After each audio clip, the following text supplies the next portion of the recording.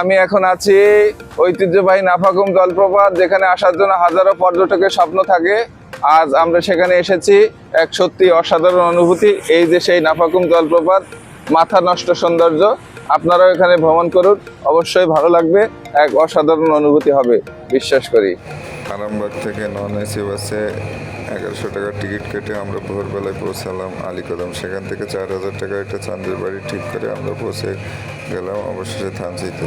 মাঝখানে বিরতিতে আমরা ডিম পাহাড় এবং অন্যান্য জায়গাগুলোর সৌন্দর্য উপভোগ করলাম। সম্পূর্ণ দেশি মারফা। আমরা এখন এই যে থানচিতে নামলাম। কেমন লাগছে?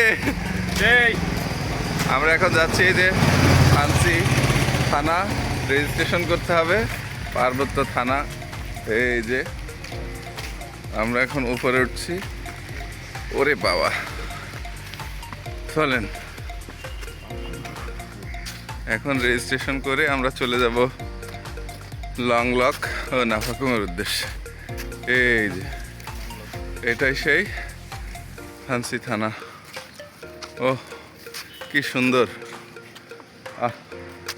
অসাধারণ অসাধারণ। না আসলে এই যে নৈসর্গিক থানচি, আমাদের রাশেদ ভাই পোজ দিয়ে আছে। আর এই সেই থানচি ব্রিজ। আসলে না আসলে বোঝা যাবে না কতটা ভালো লাগছে। এই যে এখন আমরা রেমাক্রি লংলাক নাফাকুমের উদ্দেশ্যে রওনা দিচ্ছি। এই যে ঘাট, এই যে ঘাট,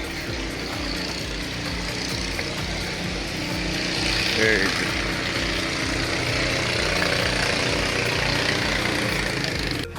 এই সেই বিখ্যাত সাঙ্গ নদী।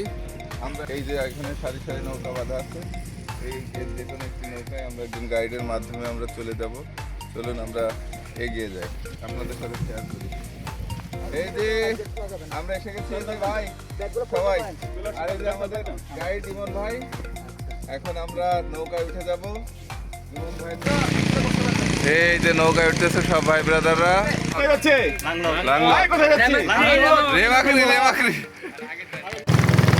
সাঙ্গো নদীতে এখন প্রচন্ড স্রোত।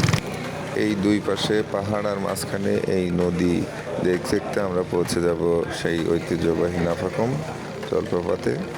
আর আমাদের যে খরচটা হলো সেটা হলো ঢাকা টু আলীকদম 1100 টাকা non AC bus, Alikadam to চাঁদের গাড়ি 400 টাকা, আর এই নৌকা ভাড়া জনপ্রতি 1000 টাকা। আর এইটা দেখতে দেখতে আমরা পৌঁছে গেলাম অবশেষে সেই আমাদের স্বপ্নের গন্তব্য নাফাকুম।